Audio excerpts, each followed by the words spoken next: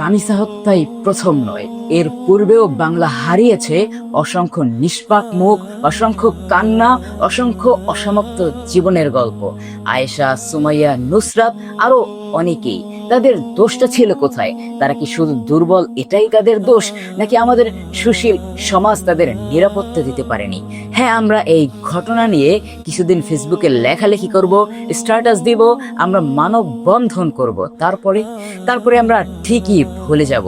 যদি চিত্রটা হয় এভাবে, তাহলে আগামী দিনের আরেকটি খবরের হেডলাইন হবে আরেকটি রামিসা, তার জন্য প্রস্তুত থাকুন।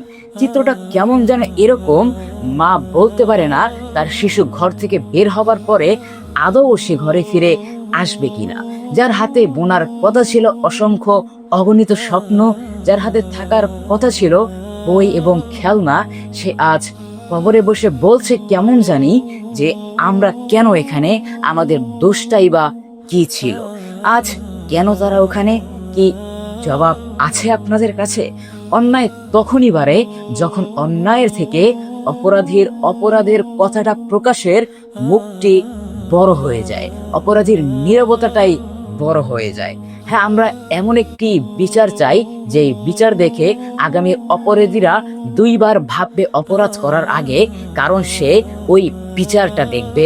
আমরা এমনই একটি বিচার চাই।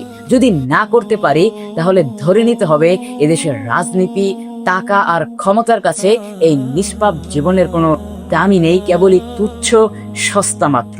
যদি বিচার না করি, তাহলে আমরা নিজেদের সুশীল সমাজ বলে দাবি করার যোগ্যতাটাই হারিয়ে ফেলি, এবং এই যোগ্যতা হারানোর মাধ্যমে অপেক্ষায় থাকুন আরেকটি রামিসার খবরের হেডলাইন হবার জন্য।